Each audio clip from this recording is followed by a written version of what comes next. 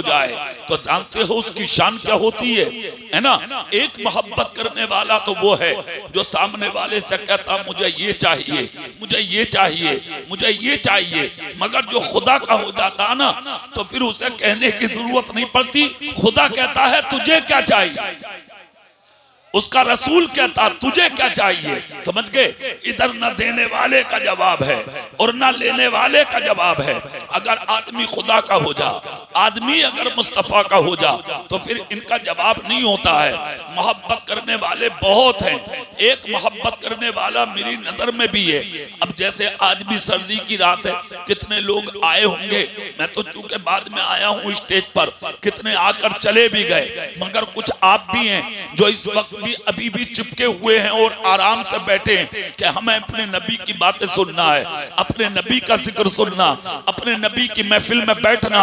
अब देखिए आप भी हैं और जो लोग चले गए वो भी हैं, समझ रहे हैं आप, क्योंकि मैं तो बाद में आया, मगर एक आशिक था मुस्तफा का मदीने में। और ये कैसा आशिक था जानते हो, जो रात को इशा पढ़ के यानी कि थोड़ी देर सोता था और उसके बाद सबसे पहले मदीने में जागता था, और जागने के बाद जो इसका सबसे पहला काम था जानते हो वो काम क्या था।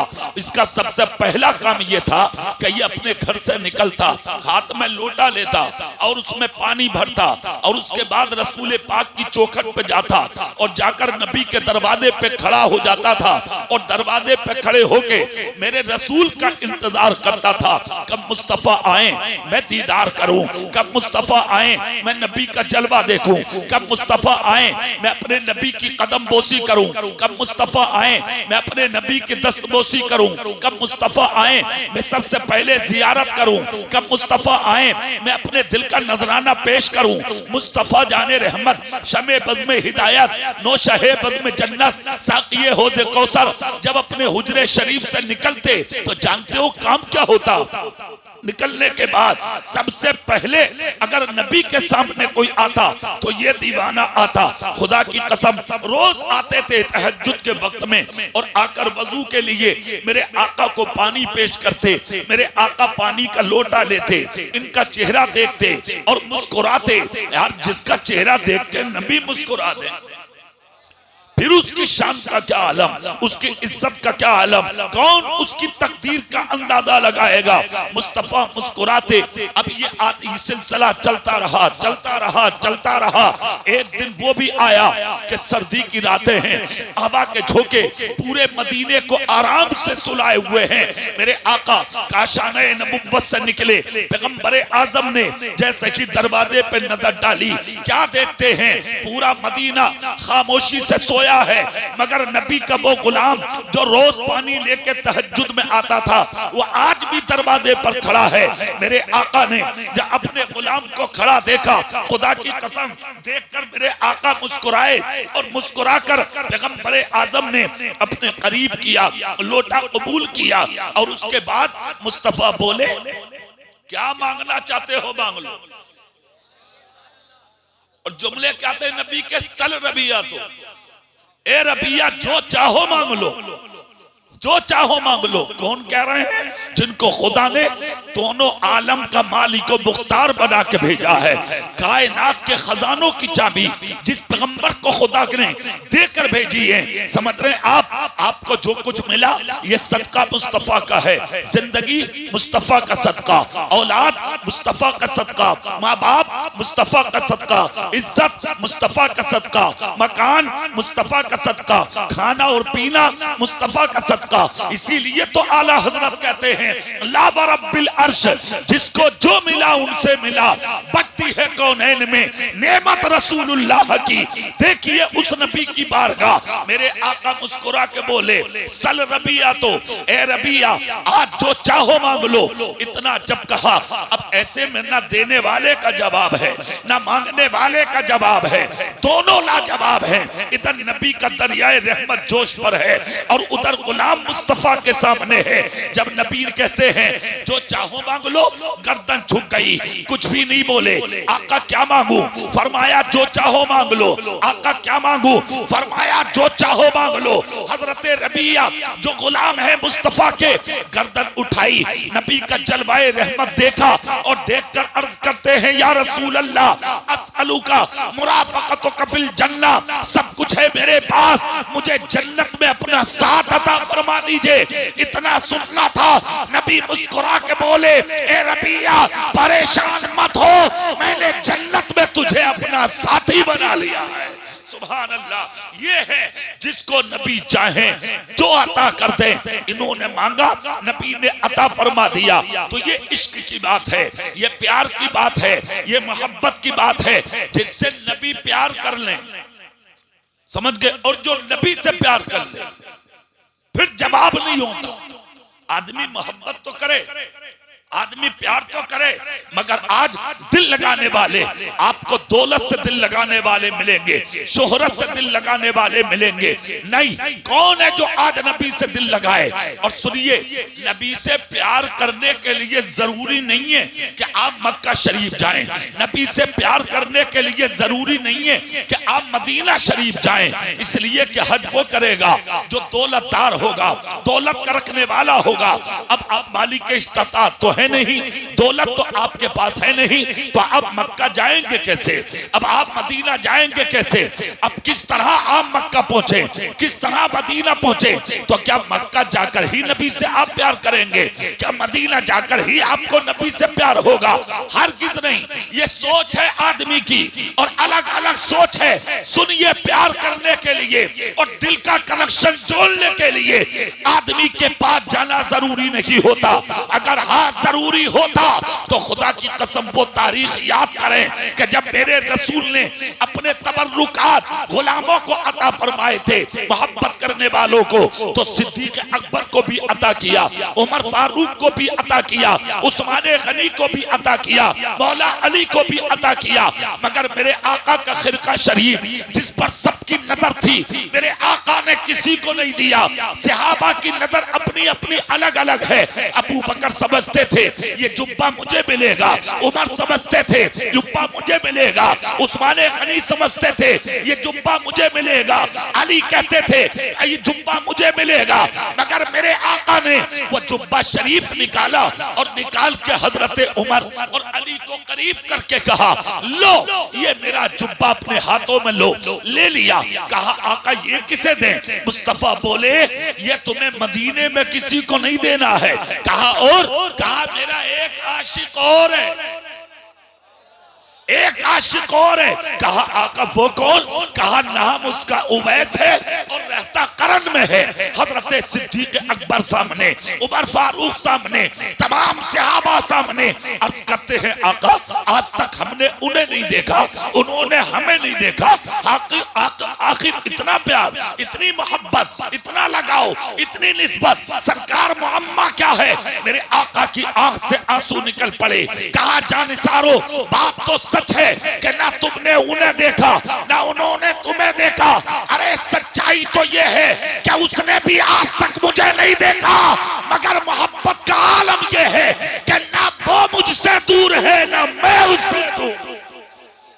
मोहब्बत देखें, अकीदत देखें, प्यार देखें। इतना सुनना था, सहाबा की आंखों से आंसू निकल रहे हैं। मुस्तफा जान रहमत, शमे बज़्म हिदायत, नौशहे बज़्म जन्नत, साक़िए हौज़ कौसर ने कहा ए उमर जाओ और ए अली जाओ, ये मेरा खिरका, ये मेरा जुब्बा जाके मेरे उवैस को दो। हजरत उमर आगे बढ़े, दस्त बस्ता अर्ज करते हैं आका उनकी पहचान क्या होगी? कहा है पहचान मुझसे लो। कहा क्या?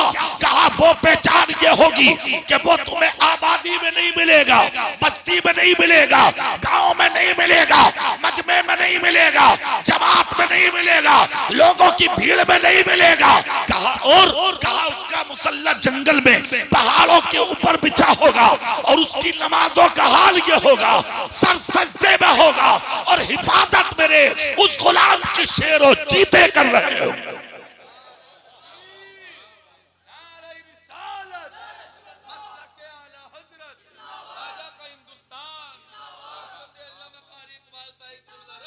ये दूर की पहचान है। और अली करीब की पहचान एक और ले लो। कहा क्या? कहा जब करीब चले जाओ तो दूसरी पहचान ये है, मेरे उस गुलाम के शाने पर एक सफेद रंग का गोल निशान होगा, तुम उसे देख लेना।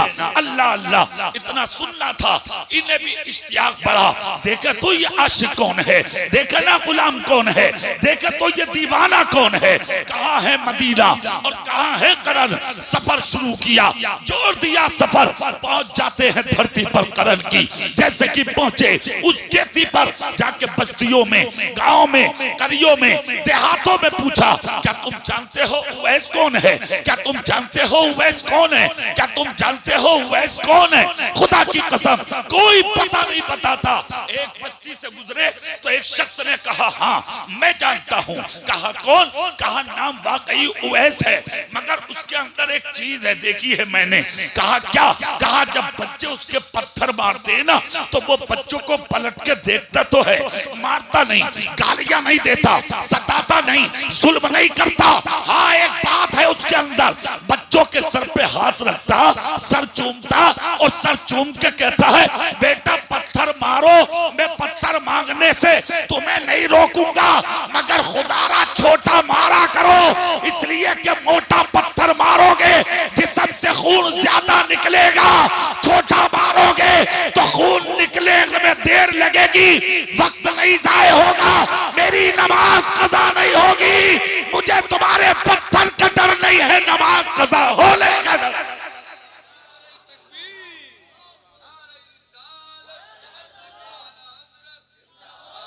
इतना सुनना था। उस शख्स की बात को सुनकर हजरत उमर और अली दोनों बोले, हो ना हो वैस वही होंगे। जोर से क्या बात, मेरे हिस्से में सुभान अल्लाह भी ना आ गया, और दिल से बोलो ना भाई सुभान अल्लाह। हो ना हो वैस वही होंगे। इतना सुनना था, चल दिए दोनों। जैसे ही चले, जैसे ही निकले जंगल में, देखा तो एक ही घाट पर शेर और चीते और भेड़िए पानी पी रहे हैं। जोर से भाई, ये कमाल की बात है या नहीं? शेर चीतों का एक जगह होना ये कमाल की बात है ना? और रखवाली करने वाला कौन है? इंसान। इंसान, समझ रहे हैं आप? इंसान, ये भी हैरत की बात है। समझ गए? हमारे ईमान आज कमजोर हो गए, इसलिए हम शेर तो बहुत बड़ी बात, मच्छर से डरते हैं। बोलो डरते हैं कि नहीं डरते? गुड नाइट लगा के सोते, काट ना ले, डेंगू हो जाएगा, है कि नहीं? मलेरिया हो जाएगा। इसके अलावा भी तरह तरह के बुखार चल रहे हैं जिन्हें मैं भी नहीं जानता।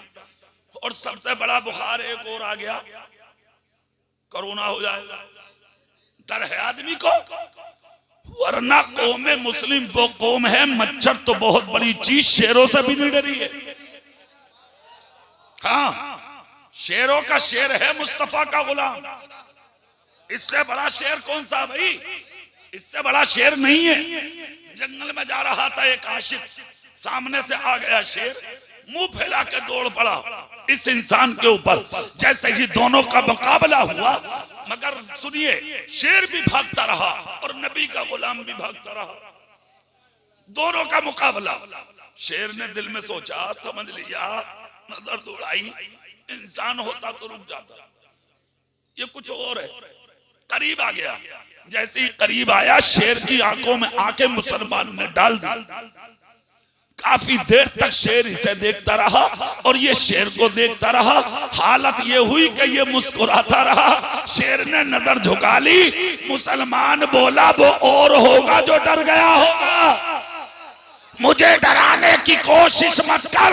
अगर तू जंगल का शेर है तो मैं मदीने के मुस्तफा का शेर हूँ। अना मौला रसूलिल्लाह, मुझे कुछ और मत समझ, मैं मुस्तफा के, मदीने के मुस्तफा का गुलाम हूँ। इतना सुनना था, शेर ने अपनी पुश्त झुका दी, सारी दुनिया को ये बता दिया वो और होते हैं जिन्हें हम डरा लेते हैं, ये गुलामे मुस्तफा होते हैं जिन्हें हम पुश्त पे बैठा लेते।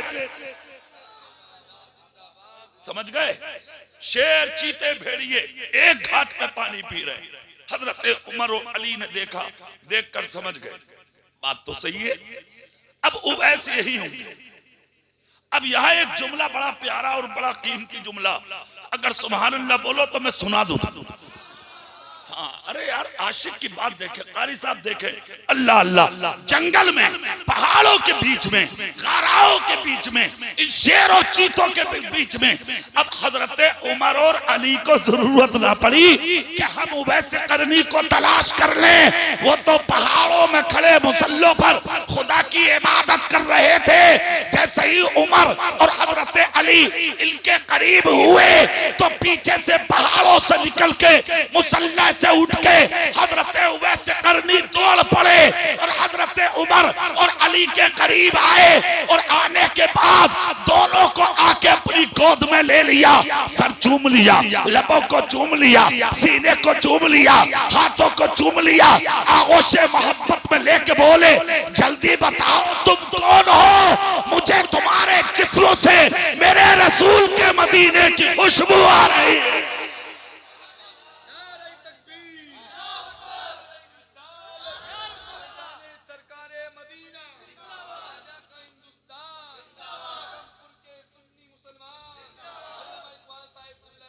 इतना सुनना था, हजरत उमर की आंखें अश्कबार हो गई, मौला अली की आंखें आंसुओं में डुबडुबाने लगी।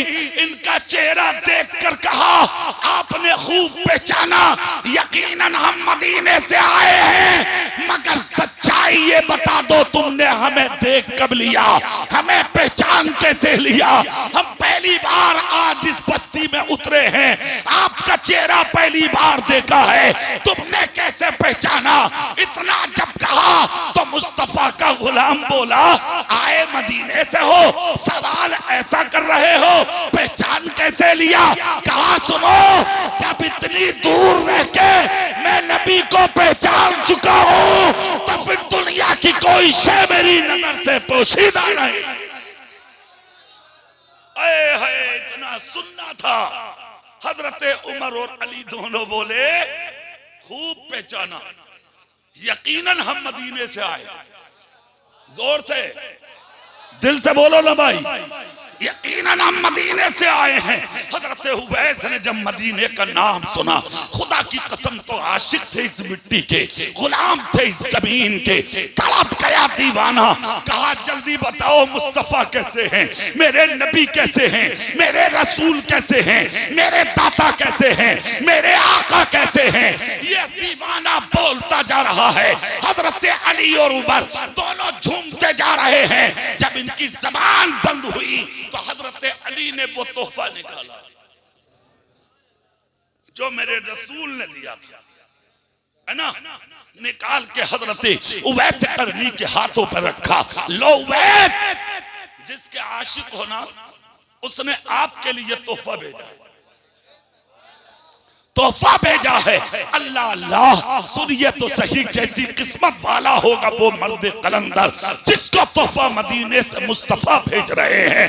अल्लाह अल्लाह, इतना सुनना था।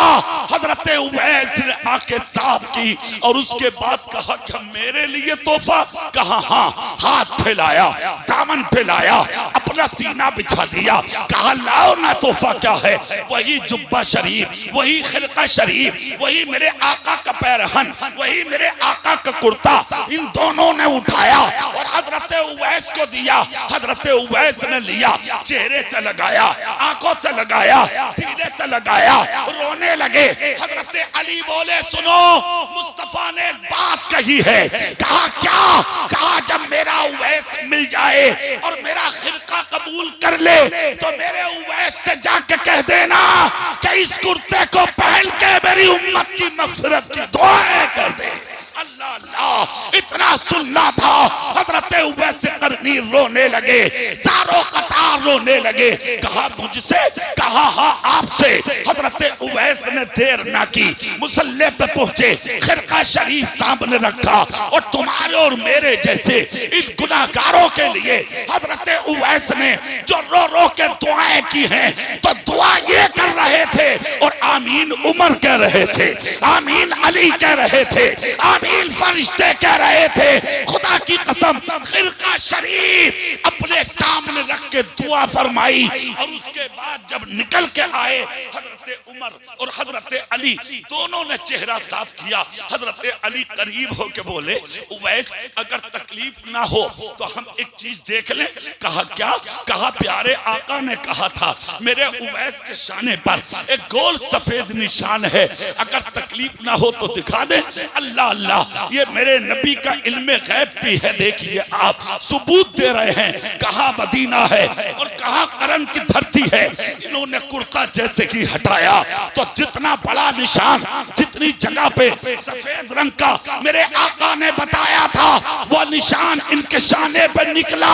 जैसे कि निशान पर हजरत उमर और अली की नजर पड़ी, दोनों करम की धरती पर खड़े होकर बोले, सदकता या रसूल अल्लाह, सदकता या रसूल अल्लाह, सदकता या रसूल अल्लाह। सारा जंगल इस सदा से गूंज उठा जैसे कि जंगल में ये गूंज पैदा होती है। खुदा की कसम हजरत उमर और अली दोनों ये जुमले बोल रहे थे और हजरत उवैस करनी खड़े होकर सुन रहे थे। अब हजरत उवैस से जुमला पूछा था सहाबा ने, वो आप सुन लो।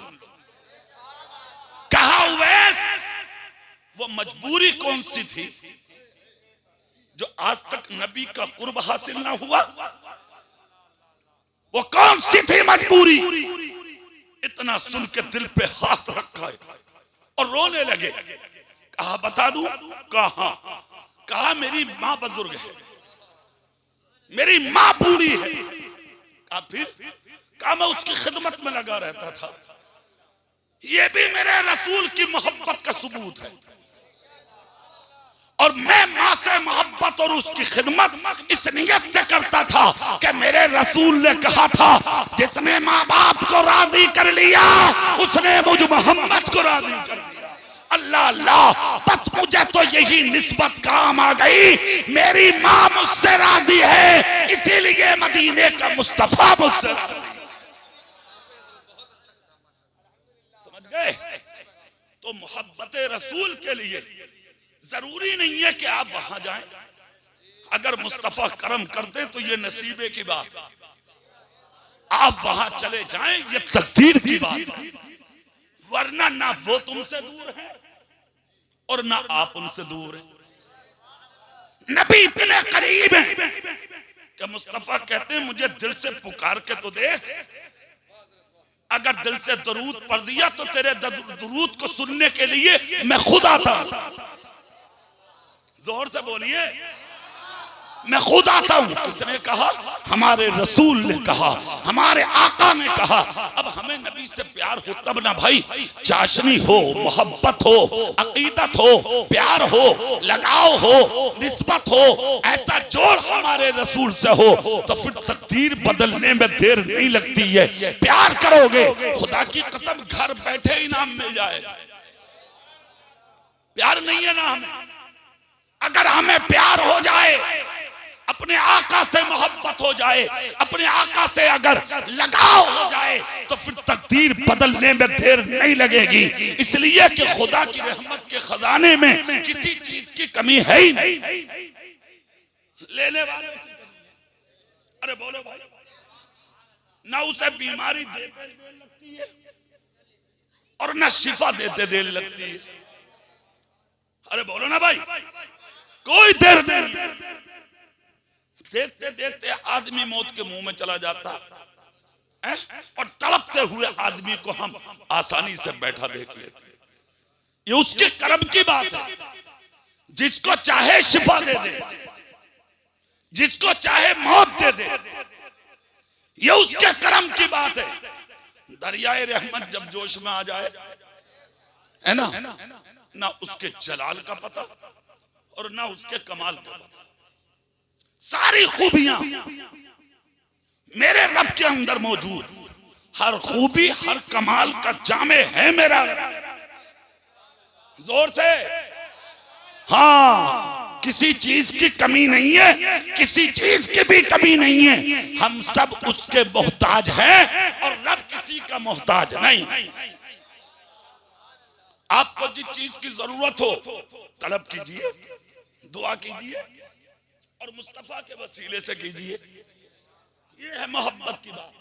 और अगर आपको मोहब्बत है, प्यार है, लगाव है, तो आप ये ना समझे कि आप तन्हा हैं।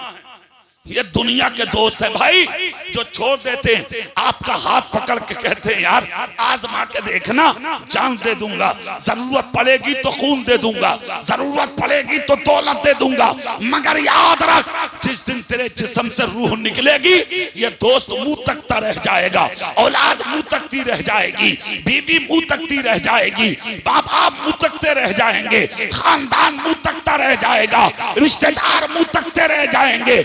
कोई नहीं है साथ जाने वाला, कोई नहीं है कब्र में काम आने वाला। दोस्ती भी की है तो ऐसों से जिन्होंने हाथ छोड़ दिया, प्यार भी किया है तो ऐसों से जिन्होंने दामन छोड़ दिया, मोहब्बत भी की है तो ऐसों थे जिन्होंने कब्र में अकेला छोड़ दिया, दिल भी लगाया है तो ऐसों से जिन्होंने रिश्ता ही खत्म कर लिया। अरे दिल ही लगाना था तो उससे लगा लेते, खुदा की कसम के जिससे दिल लगाया है वो कल भी उसी के साथ थे, वो आज भी उसी के साथ।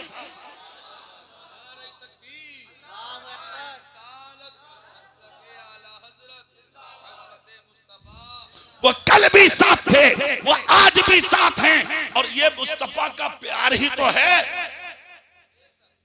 कब्र में जा रहे हैं आप अकेले, तन्हा, कोई नहीं है साथ में, आप कब्र में चले गए।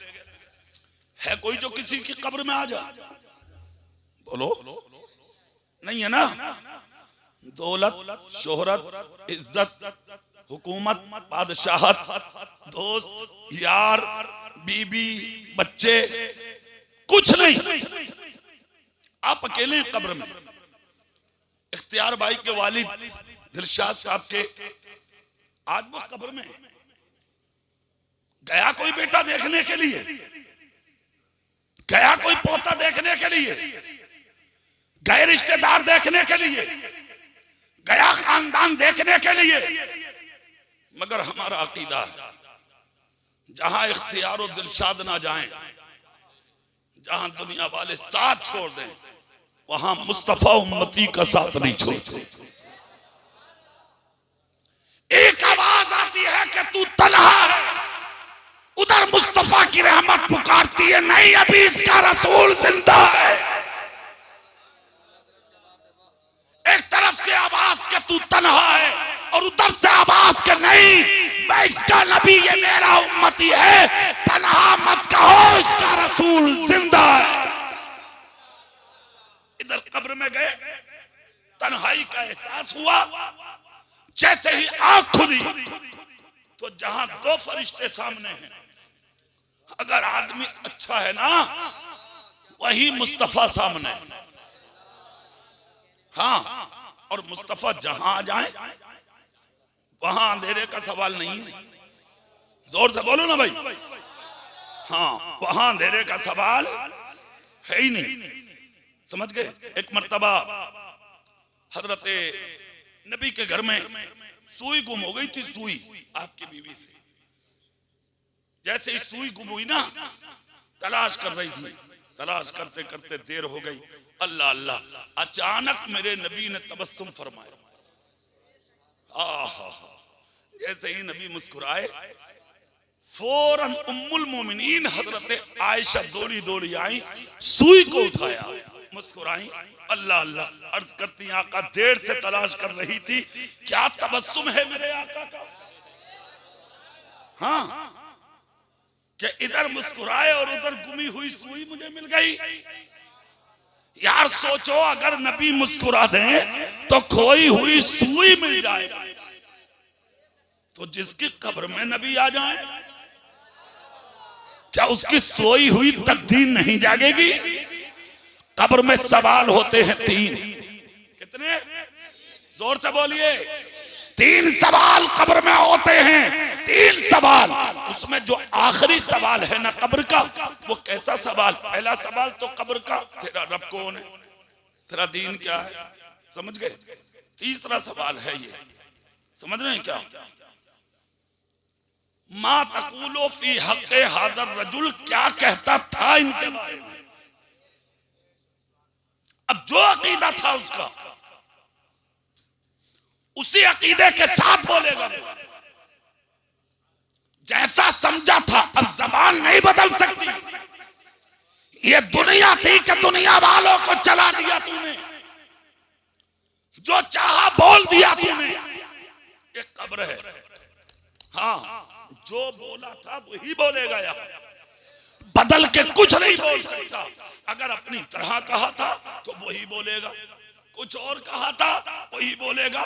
और अगर अपना नबी माना था तो मुस्कुरा कर कहेगा, इनके बारे में मुझसे क्या पूछते हो, ये तो मेरे आका हैं, ये तो मेरे रसूल हैं, ये तो मेरे दाता हैं, मैं इनका भिखारी हूँ, ये मेरे इमाम हैं, मैं इनका गुलाम हूँ, ये मेरे आका हैं, मैं इनकी रियाया में शामिल हूँ। अरे कुछ और क्या पूछते हो, इन्हीं की खातिर दुनिया में आया था, इन्हीं की खातिर कब्र में उतर आया हूँ। इतना जब कहेगा, मशीयत का नकीब कहेगा, फरिश्तों कब्र से निकल जाओ, मिट्टी को हुक्म होगा एक कब्र की मिट्टी लंबी और चौड़ी हो जाए, ताकि कयामत तक लेट के ये बंदा मेरे महबूब के रोजे का दीदार करता।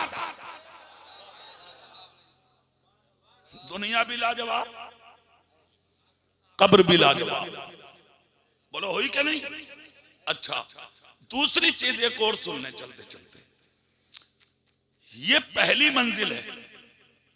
हाँ, आज तो एक बात कही जाती है, जो होगा देखा जाएगा। है भैया, तू क्या देख लेगा? कब्र भी कोई ऐसी चीज है कि तू देख ले? चलो यहाँ के तो थोड़ी बहुत मान ली, कोई किसी को साथ लेके, कोई किसी को साथ लेके कहीं ना कहीं देख ही ले। कब्र में क्या देख लेगा भाई तू किसी को? कोई हिसाब ना भाई साहब। सिर्फ एक कीड़ा अगर दाखिल हो गया, एक कीड़ा, तो उसे भी नहीं देख सकता। इसलिए कि वो तेरे किसी पड़ोसी या तेरे रिश्तेदार या तेरे बाप का भेजा हुआ नहीं होगा, वो खुदाए पाक की तरफ से। तेरी हिम्मत नहीं है कि तू उस कीड़े से लड़ ले, हिम्मत है ही नहीं। याद रखना, पहली मंजिल है कब्र। अगर ये ठीक हो गई तो कामयाब, और अगर ये ठीक नहीं है तो तू बर्बाद। माल और दौलत को सांप और बिच्छू बना के तुम्हारे गले में डाला जाएगा, जो कयामत तक तुम्हें ये तपाते रहेंगे, अजाब देते रहेंगे। और उसके बाद जब कयामत में उठोगे, घसीट कर लाया जाएगा, चेहरे मस्क कर दिए जाएंगे, कौम के बीच में जलील किया जाएगा, मखलूक खुदा के बीच में तुम्हें रुस्वा किया जाएगा। आज थोड़ी सी बेइज्जती हो जाए, तुम घर से निकलना पसंद नहीं करते, घर से निकलना गवारा नहीं करते, मगर कभी सीने पे हाथ रख के सोचा कि जब तुम कब्र से निकलोगे कयामत के दिन, सब नंगे होंगे, किसी के बदन पे कोई कपड़ा नहीं होगा। हाँ, कोई कपड़ा नहीं होगा, बरहना उठेंगे अपनी कब्रों से, समझ गए? बरहना। यह हालत हजरत आयशा ने जब ये बात सुनी थी ना मेरे नबी से, नबी की बीवी तुम्हारी मेरी मां ने, तो बहुत रोई थी। आका ये हाल होगा? अल्लाह के नबी फरमाते, आयशा परेशान मत हो। कहा आका कैसा आलम होगा? अल्लाह के नबी कहते हैं, आयशा कयामत के दिन किसी को किसी की तरफ देखने की मोहलत ही कहाँ होगी। आयशा दुनिया को अपनी अपनी पड़ी होगी। जो आसमान को देखेगा वो 50,000 साल तक आसमान को देखता रहेगा, जो जमीन को देखेगा वो 50,000 साल तक जमीन को देखता रहेगा। सबको अपनी अपनी पड़ी होगी, कोई किसी का पुरसाने हाल उस वक्त नहीं होगा। तब हजरत आयशा के चेहरे पे मुस्कुराहट आई, मगर आपने सोचा किस तरह जलील करके, रुस्वा करके उन गुनाहगारों को हजारों लाखों करोड़ों अरबों बेशुमार मखलूक के बीच में लाया जाएगा। खुदा की कसम, आज बेइज्जती हो जाए तुम बर्दाश्त नहीं कर पाते, मगर तुमने कभी सोचा वहां सब होंगे और सबके बीच में तुम्हें जलील किया दिया जाएगा। कभी ख्याल किया तुमने, कभी तसव्वुर किया तुमने, सोचा है कभी किसी का हक दबाया वो सबके सामने रखा जाएगा, किसी का लिया वो सबके सामने रखा जाएगा, किसी का खाया वो सबके सामने रखा जाएगा। आज एक चीज होती है, अगर बाप मर गया तो बेटा मसहरी के पास खड़े होकर कहता जिसका मेरे बाप पे हो मुझसे ले लियो भाई, किसी का दिल दुखा हो तो माफ कर दियो। एक बात याद रखो, एक बार नहीं 1,00,000 बार भी बेटा अगर ऐलान कर दे तो ये चीज अब माफ नहीं, साफ बात है। ये हुकूकुल इबाद में शामिल है। तेरे बाप ने दिल दुखाए, तेरे बाप ने जुल्म किए, तेरे बाप ने साथी की, तेरे बाप ने चोरियां की, तेरे बाप ने डकैती की, तेरे बाप ने बदमाशी की, तेरे बाप ने दिल दुखाए, माफी तू मांग रहा। कोई बात है ये? जो गुनाह करेगा सजा उसे मिलेगी। बात समझ में आई? बेटा हो, दादा हो, पोता हो, भतीजा हो, कोई हो, सजा उसे मिलेगी। कोई मकसद नहीं है। इस्लाम हक है भाई और कुरान हक है भाई, हुकूकुल इबाद है ये। जब तक जिसको तकलीफ दी है, जब तक वो तुझे माफ नहीं कर दे, खुदा तुझे माफ नहीं करेगा। हाँ, और अगर तू माफ कर दे तो फिर खुदा की रहमत बरसने में देर नहीं लगेगी। कौन होते हो तुम? कैसा माफ कर दो मेरे बाप को, माफ कर दो मेरे भाई को, क्या मतलब? तेरे भाई ने रातों दिन जुल्म किए, रातों दिन सताया, लोगों का खाया, माफिया तुम मांग रहे हो। कोई मतलब नहीं है इन चीजों से। इस्लाम कल भी सच्चा था, इस्लाम आज भी सच्चा है, इस्लाम हक है और हर हक मजहब है इस्लाम। सुनिए, कयामत के दिन ये सारे रजिस्टर खोले जाएंगे, किसका खाया, किसका लिया, किसका दबाया, किस पर ज्यादती की, किस पर जुल्म किया, किसको मारा, किसको गालियां दी, ये सारी चीजें कयामत के दिन रखी जाएंगी। अगर पकड़े गए तो नामाए आमाल बाएं हाथ में, समझ गए? और अगर नेक हो तुम तो नामाए आमाल दाहिने हाथ में आपके होगा। नामाए आमाल दाहिने हाथ में होगा। ये बात बिल्कुल अपने जहन में रख लीजिए। बाएं हाथ में आ गया तो बेड़ा गर्क, और दाहिने हाथ में आ गया तो फिर कामयाब। और इतने कामयाब कि फिर आपकी कामयाबी को कोई नहीं लग सकेगा। इज्जत का हाल ये होगा, सआदत अब्दी का लिबादा खुदा तुम्हें अता करेगा, लिबाउल हम्द का साया खुदा तुम्हें अता करेगा, हौज़े कौसर मुस्तफा के हाथ से खुदा अता करेगा, शफाअत कुबरा खुदा के यानी के शफाअत कुबरा खुदाए पाक के करम से खुदा तुम्हें अता करेगा। जन्नत मुस्तफा के वसीले से खुदा तुम्हें अता करेगा। और जब जन्नत में जाओगे तो फिर तेरी किस्मत का हाल ये होगा, खालिदीन फीहा अबदा, हमेशा उसी में रहना, हमेशा की है तेरे लिए। जन्नत की बहारें, जन्नत के इनाम, जन्नत के तोहफे, जन्नत की बरकतें, जन्नत की लज्जतें आप लोगों को, अच्छे लोगों को नसीब होंगी। मगर जन्नत में जो सबसे बड़ा इनाम और सबसे बड़ा तोहफा अगर जन्नती को दिया जाएगा तो वो अल्लाह का दीदार होगा। समझ गए आप? अच्छा, एक चीज और, हुजूर मुजाहिद मिल्लत का कौल है। हाँ, जन्नत में भी दर्जात है, मजबूर वहां भी होंगे लोग, ये दर्जे होंगे। ये उंगलियों के बानिंद बताया, उंगलियों के, छोटा, फिर उसके बड़ा, फिर उससे बड़ा, फिर उसके बड़ा, फिर सबसे टॉप। हाँ, तो नीचे वाले सोचेंगे पता नहीं ऊपर क्या होगा, उसके ऊपर वाले सोचेंगे पता नहीं हमसे ऊपर क्या होगा, इसके ऊपर वाले सोचेंगे पता नहीं उसके ऊपर क्या होगा। समझ गए आप? अलग अलग दर्जे हैं जन्नत में, अलग अलग दर्जे। हुजूर मुजाहिदे मिल्लत कहते हैं सुकून की जगह है, अल्लाह का इनाम है जन्नत, मगर जन्नत का सबसे बड़ा तोहफा सिर्फ खुदा का दिया। कि जन्नती खुदा का दीदार करेंगे, यही सबसे बड़ा तोहफा होगा। अरे यार फिर इसमें शक भी क्या है, जिसे खुदा देखने मिले फिर उसका क्या कहना। अब यहां मौत नहीं आएगी, यहां मौत अब हमेशगी है जन्नती लोगों के लिए। तो ये जो दुनिया है ना जिसे हम और आप जी रहे हैं, समझ गए, तो इसकी कोई हैसियत नहीं है, कोई हैसियत नहीं है। ठोकर लग रही है, आदमी मर जाता, कुछ खाया हलक में अटक गया, थोड़ी देर उच उच करी, काम खत्म, है क्या नहीं। अरे यार और तो और हाथों में गांठा लग रही है, गुच्छे पड़ रहे हैं हाथों में, इन्फेक्शन फैल रहे हैं हाथों में, समझ रहे हैं आप। पहले हार्ट नहीं होते थे, अब हार्ट हो रहे हैं, शुगर हो रहे हैं। शुगर का मतलब मीठा, तो मीठे का मतलब तो हो गया आदमी को नरमी होनी चाहिए।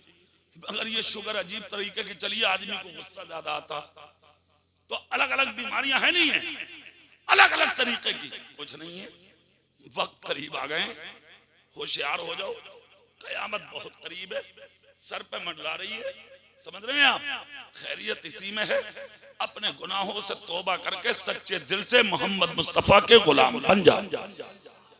हाँ, इन महफिलों का और इन जलसों का मकसद सिर्फ यही होता कि हम झूठ, गीबत, चुगली, मक्कारी, अय्यारी, तमाम बुराइयों को छोड़ें और सच्चे दिल से अपने गुनाहों से तौबा करके अपने रसूल के दीवाने बन जाएं, है कि नहीं। आज की महफिल भी इसीलिए हुई है ताकि इस महफिल का कोई जुमला कबूल हो जाए और इसकी बरकत से जनाबे मोहतरम जमील अहमद साहब की मग़फ़िरत हो जाए। माशाअल्लाह, ये हमारे गाँव में बहुत अच्छा है कारी साहब कि अगर कहीं मौत हो रही है तो इस तरह की महफिलें होती हैं 10वें, 20वें, 40वें में। माशाअल्लाह ये बहुत अच्छी बात है। इससे दो फायदे हैं, जिंदों को भी फायदा है और मुर्दों को भी फायदा। जिंदों की इस्लाह होती है और मुर्दों को सवाब मिलता है। माशाअल्लाह, समझ गए आप। तो आपको हमें बहुत बड़ी मुबारकबाद है इस चीज पर कि आप इन महफिलों में आते हैं और इनको बैठकर सुनते भी हैं, इन महफिलों को मुलाहजा करते भी हैं, समझ गए। यही है आखिरत की तैयारी। आप दौलत, शोहरत, माल कितना भी इकट्ठा कर लो अपने पास, कोई मतलब नहीं है इन चीजों का। अगर आपका अकीदा अच्छा, ईमान अच्छा, समझ गए हो, तो आपकी आखिरत भी अच्छी, आपका सब कुछ अच्छा हो जाएगा। मैंने कुरान शरीफ की एक आयत पढ़ी थी, कुल इन कुंतुम तुहिब्बूनल्लाह फत्तबिऊनी युहब्बुकुमुल्लाह। ए महबूब, आप फरमा दीजिए, अगर तुम अल्लाह के प्यारे होना चाहते हो तो मेरे महबूब की इताअत करो, मेरे महबूब की फरमा बरदारी करो, मेरे महबूब का कहना मानो। मतलब ये है कि जिस दिन तुम मेरे महबूब के हो गए, जमाना तुम्हारा हो जाएगा, ठीक है नहीं। आप नबी से प्यार करें, नबी से मोहब्बत करें, नबी से लगाव रखें, 5 वक्त नमाज पढ़ें, अपने माँ बाप की खिदमत करें, छोटों पर शफ़क़त करें और सबसे अकीदत और मोहब्बत करके अपनी जिंदगी को मुकम्मल करें और इन महफिलों का खूब अदब और एहतराम करें। अल्लाह की बारगाह में दुआ है, अल्लाह ताला इस महफिल पाक को कबूल फरमाए और इस महफिल की बरकत से हमें आपको सबको सवाब अता करे और जो सवाब खुदा हमें